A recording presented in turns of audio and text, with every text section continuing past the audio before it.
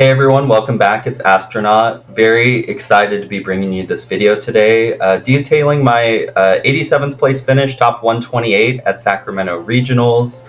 There were over 1,400 players in the Masters division, and I'm bringing you this today because I was actually the only Fusion Mew player in day 2 out of just around 150 players. So that was pretty exciting. Wanted to show you the list, show you some gameplay, just talk about how my matchups went.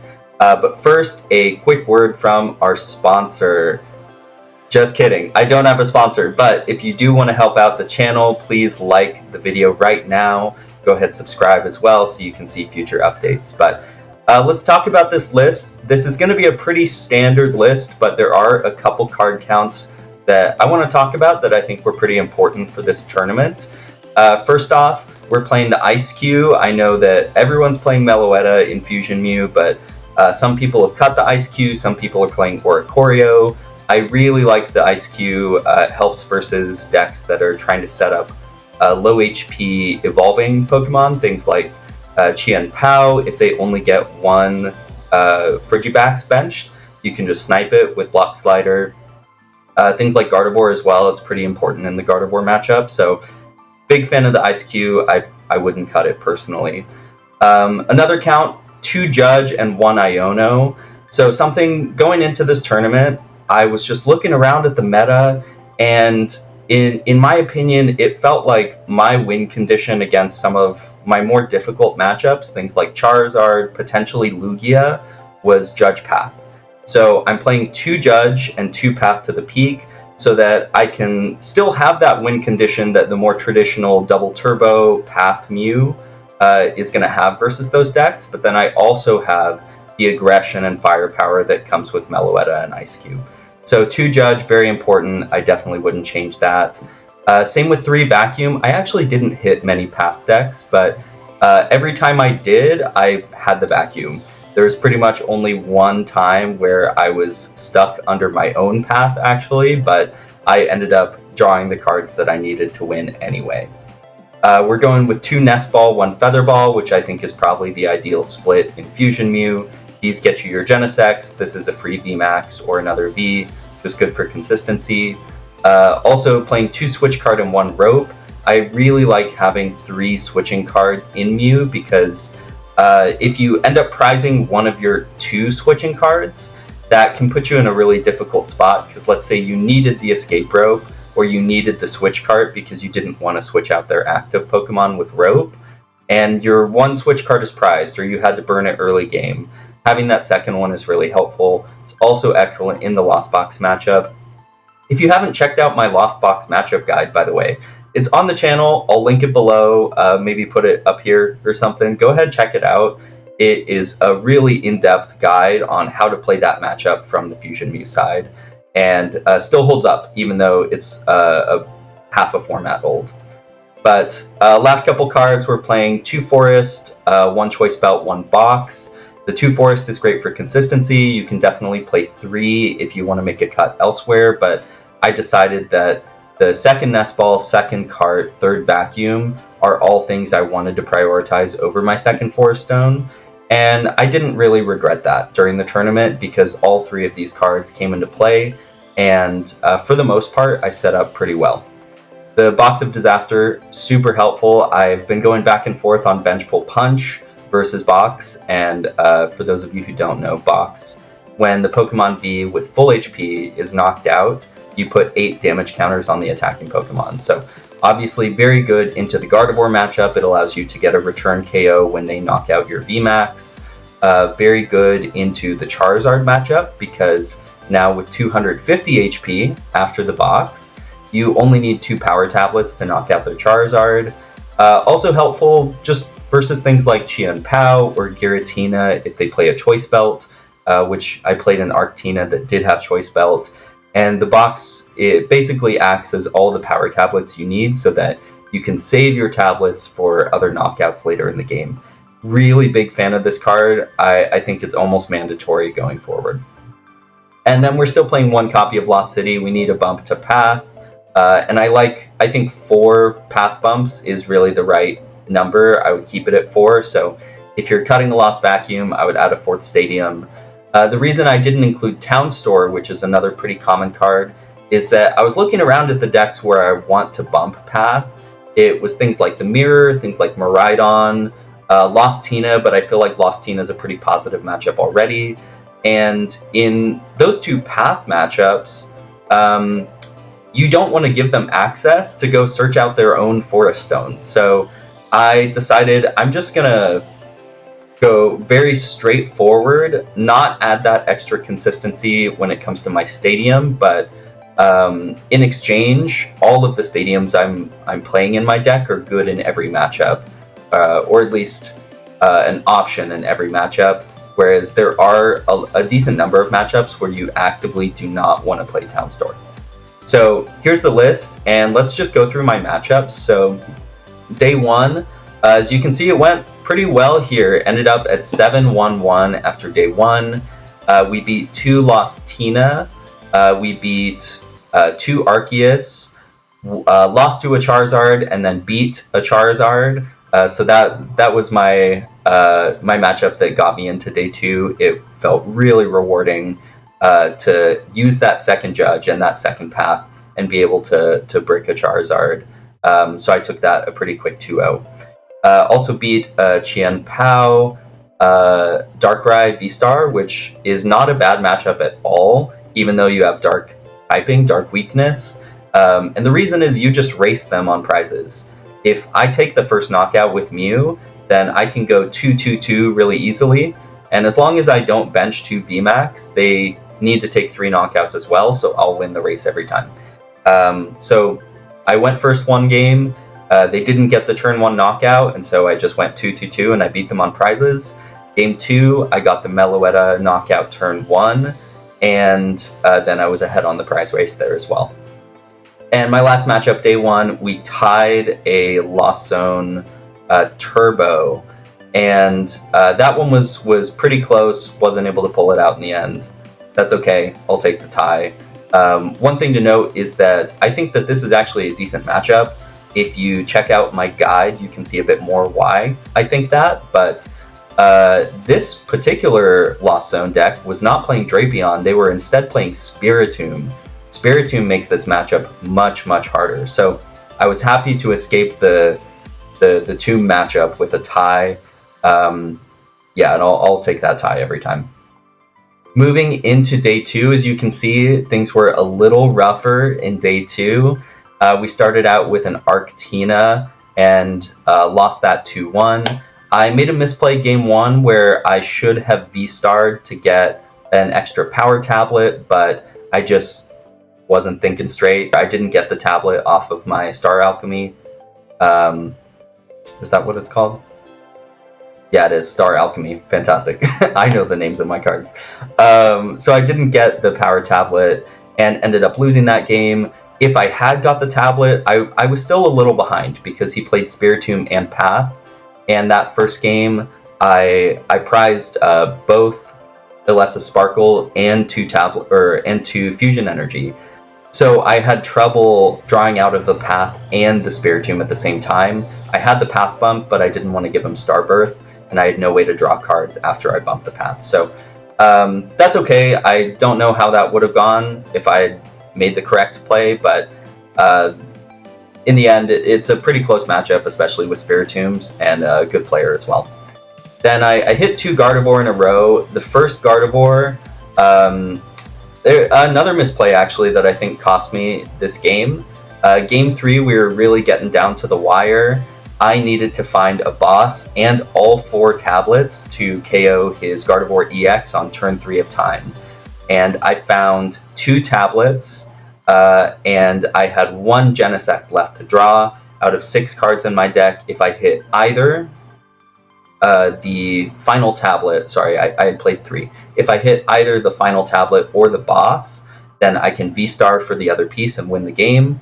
I draw 3 out of my 6 remaining cards. I whiff the boss, I whiff the last tablet, and so I'm not able to take my final 2 prizes, and that one ends in a tie. So a little bit of rough luck at the end, but my mistake is I used an Elesa Sparkle on the second turn of the game, so way before the turn 3 of time, and I attached an energy to my Genesect instead of to one of my Mew VMAX, just so I could try and preserve it in play. But as it turns out, if I had attached to the VMAX, it meant that I didn't have to dig for double turbo, and I could have instead attached the fusion energy that was in my hand later on. So not something I could have known that far in advance, but in the end, that is something that potentially cost me the win there. Round 12, the Gardevoir was playing Spiritomb, which makes the matchup really tough. Lost a long game 1, won a long game 2, and we were setting up for game 3 when time was called. She had 2 Pokemon in play, and I just had a terrible opening hand. I had the Genesects. I had 3 Genesect. I had the Sparkle in hand. I had a Fusion in hand. So if I drew into Mew, Ice-Q, Meloetta, or any of my many Pokemon Search cards, then I would have gotten the turn 1 knockout and actually potentially won that game, since she only had 2 Pokemon in play and nothing in hand. But I whiffed all of those cards. I passed with 3 Genesect in play, and that was the tie. Round 13, I beat a Lost Zone Turbo deck, and that was a pretty fun matchup. That's another one where I actually won it on turn 3 of time, bossed up his Dragonite to take my final 2 prizes. Round 14 against Grant Shen, excellent player, multiple top 8s in the last year, and playing Qian Pao Baxcalibur.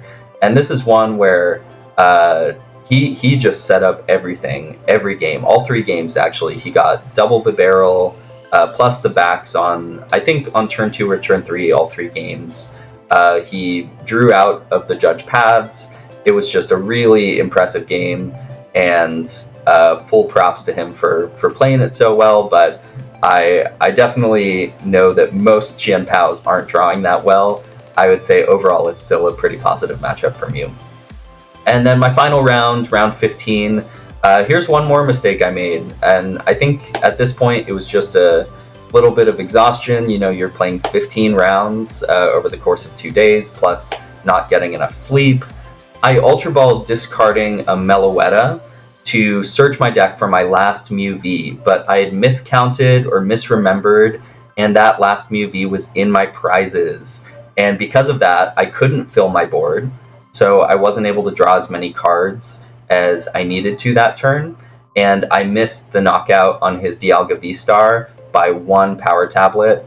I looked at the top couple cards of my deck after I scooped up that game, and the choice belt was there. It would have done what I needed. So that was too bad. My error. It's why it's important to keep track of your prizes and make sure you're not forgetting what they are.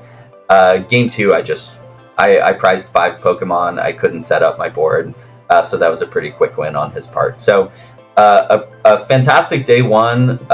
Very few mistakes, I'll say, day 1, and I drew exceptionally well, which happens pretty often with Mew. And day 2, I just really struggled to get my VIP passes and set up my board turn 1. Struggled to continue drawing cards throughout the game because I didn't have that full board set up. And I was very close to winning, let's see, 1, 2, 3, 4... Actually, all 5 of my non-wins were definitely winnable if things had gone a little bit better. But hey, top 128, top 6%, and the only Fusion Mew in day 2, I will absolutely take it. And hey, keeping my eyes on the next tournament, San Antonio. We'll see if I'm running it back with Mew or if we're playing a new deck after the Paradox Rift set comes out. But again, please like the video, subscribe below, and let's jump into some gameplay.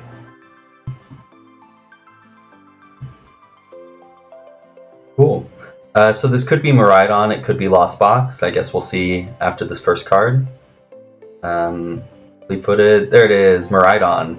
I actually didn't hit any Miraidon at Sacramento, felt pretty prepared for the matchup, but this opening hand is crazy.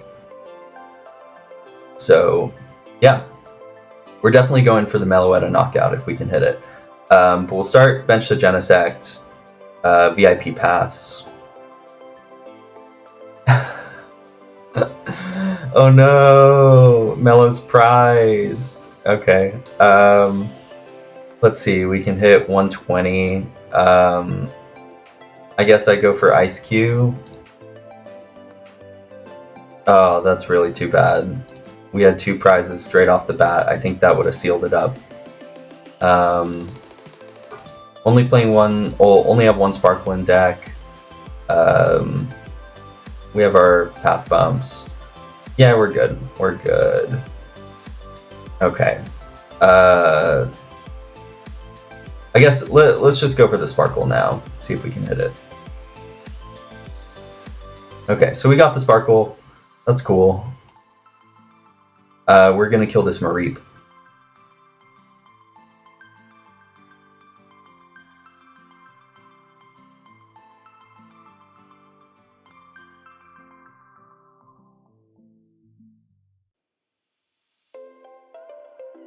And then at least it neutralizes the Raichu threat. Alright, and we'll draw some cards.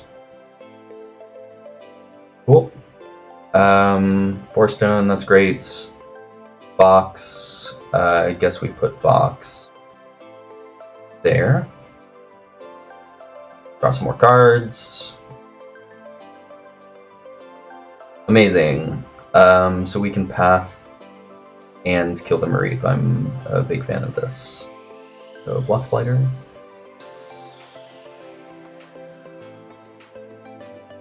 So fleet-footed is inactive at this point, as is tandem unit if they get a Miraidon down, which definitely limits their options. And then on our turn we have double turbo VMAX, and we have the Seal Stone. We also have Lost City. But yeah, look at that. So they have to get rid of the Flaffy, they get rid of second Raichu, which is cool for us, because I don't like that Raichu. Anything that can one-shot us is not our friend.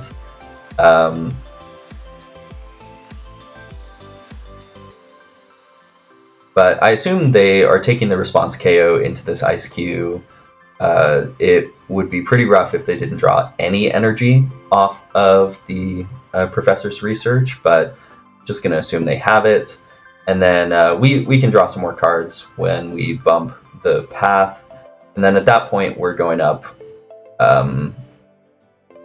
We're going up enough prizes that I feel pretty confident, especially with so few energy in play. Like, they'd have to hit some pretty nuts. Yeah, we promote that because it has the box.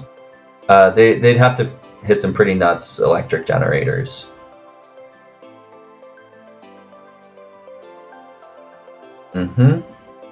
And this is another situation where the box is super helpful, because now I don't need a tablet to knock it out. I can potentially even keep this path in play. Okay.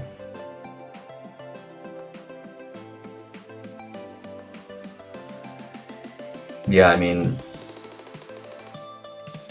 very honestly, I don't see any reason to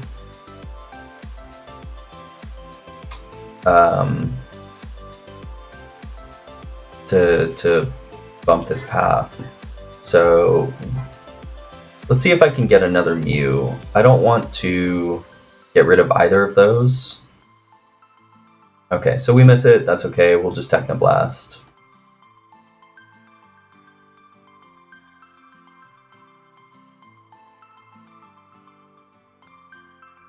And they have no energy in play. They can't tandem unit. They can't fleet-footed. But yeah, I'm feeling good here. We can even bench the Mellow to try and throw off the prize trade, because this coming turn we can block slider, kill that Mareep. Oh, going for a Thunder Shock. Wow. Okay. Cool. Yeah, it does 190, so I can just switch card back into the VMAX. Great. Now we'll bump it. We can play the tablet because it doesn't matter. go ahead, switch into Ice Cube and back into the VMAX. Draw some cards. Alright, yeah, why not? That's fine. Get rid of those. We don't need anything. Draw some cards. Cool. Yeah, and there's the concession. We definitely had it. We're going down to one prize. I have a V-star for a boss. I have the V-star for my final fusion to kill their Miraidon with Ice Cube. So we were super ahead of that matchup, and it just comes down to getting ahead on the prize trade. This one's very back and forth, but I can always one-shot them, and they can't always one-shot my VMAX. So as long as I don't get stuck under path, it's usually a pretty solid matchup for Mew. Alright, we're up against another Lost Zone deck. I started the wrong Pokemon, just dragged the wrong one to the active. That's okay. PTCG live things. But we have the rope to get out of it, or if we draw into an energy, we have the Force Stone to find our Sparkle. But since we are starting the Meloetta, it means that we probably want to attack with it turn 1. Though the Jet is a little concerning because it means that this is most likely lost Giratina, and they play Path. We do have the Vacuum in hand, but oh, I like seeing that gone. We do have the Vacuum in hand, but if they Path us turn 1, having to get rid of an extra card with Vacuum plus the 2-off Ultra Ball can get a little shaky. So I'm hoping that they're not hitting us with the Path to the Peak. If they do, we can deal with it. It's just not ideal.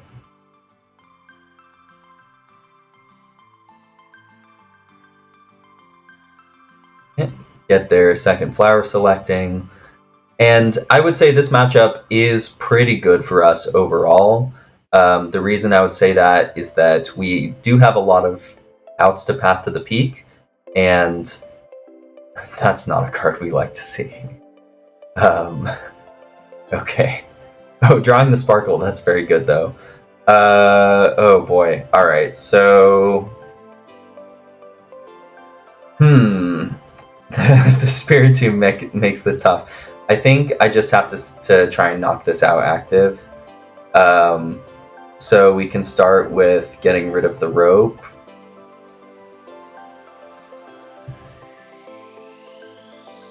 And...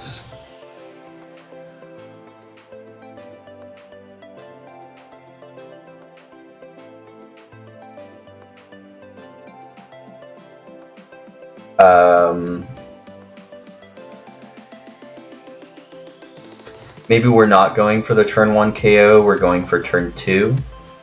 We can do that instead. But I think definitely we have to V-Star here first. The Spiritomb just makes this so awkward. Okay, we have our tablets, we have our counter stadium, we have all of our energy, the box, and the choice belt, 2 vacuums, that's good. We have one more switch card in deck. And our other boss is gone. So is our other judge. So that is good to know, good to know. But let's get our double Jenny down, and I think we just sparkle to the Genesect.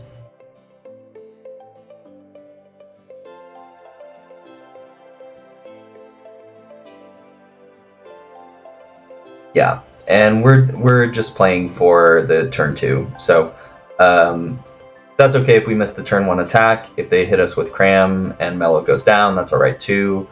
Let's just get ourselves some extra Pokemon, and that is what we want to see. So I guess we're just sticking with the 2 Genesect this game. Oh, wrong one. There we go.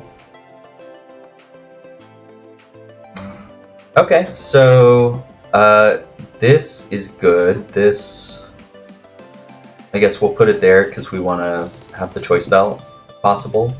But next turn, I think we're in a good spot. We have Ultra Ball, the Ice Cube, and whatever we draw for a VMAX. We have another Energy, Tablet, Boss on the Tina.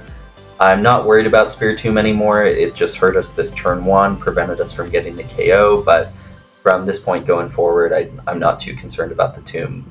So my main target here is this Giratina, since I don't want them to set up multiple Tinas. If they're just doing one at a time, I can deal with that. They have to get to 10 in the Lost Zone to one-shot my VMAX, since Lost Tina lists don't play Choice Belt. If they do play Choice Belt, that's a whole new issue, but Choice Belt Spiritomb would be quite the overcorrection to Mew. Plane going overhead, sorry about that. Okay, so I guess I am just gonna try and knock this out still.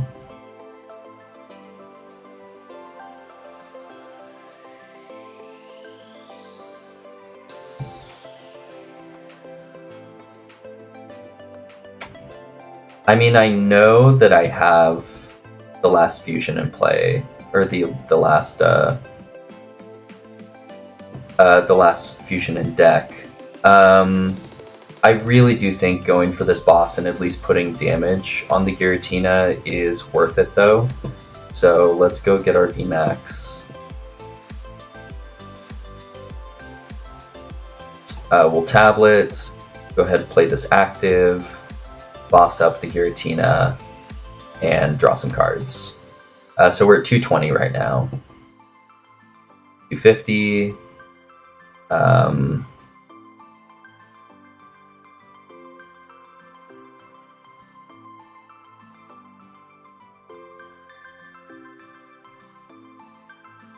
Alright, there's 250. And let's see, I think we want both of those back, actually. Or just the boss, because we can just draw into the last fusion naturally.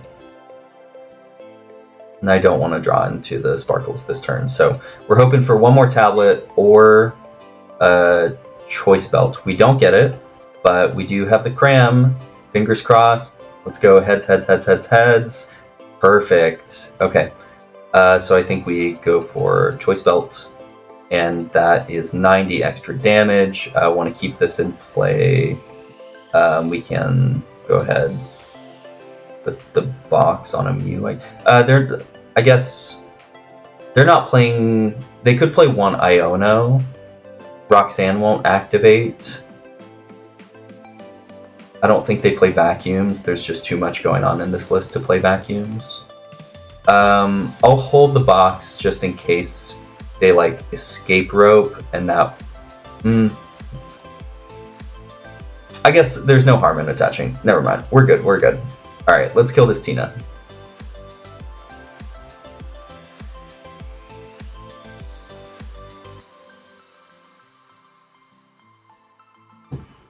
Okay, those are our decent prizes. So we have the Judge, Lost City, get rid of this Nest Ball since it's a dead card at this point, and I think we're just hunting for any other Giratinas they play down. So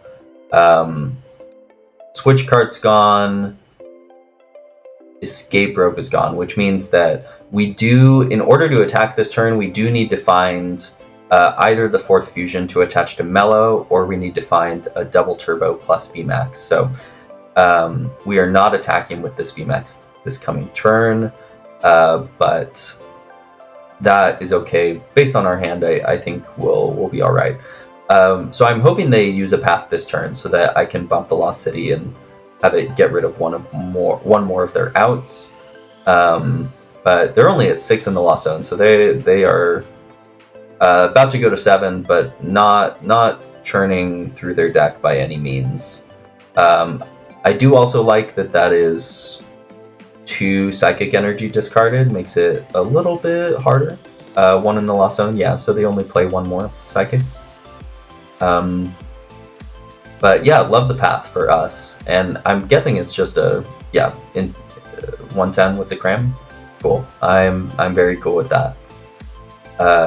So we are gonna go ahead and hit this. Oh, okay. So we found the fusion.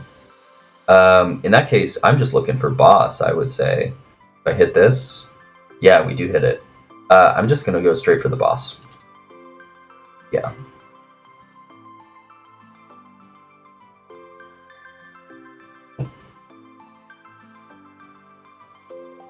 And now we want a stadium bump because after this KO they can Roxanne us, so I want to get rid of as many unnecessary cards as possible.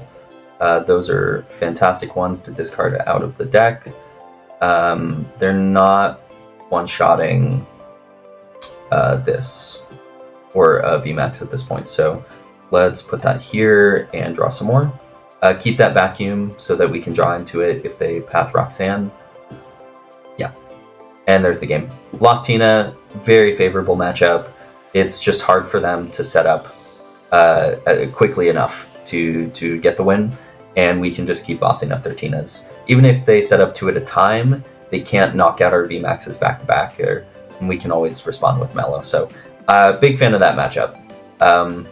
Why I beat the 2 of them I played in Sacramento. Thank you so much for watching. Please like the video, subscribe. It makes a difference to me as a small content creator, but just share the love of Pokemon with as many people as possible. And I will catch you next time.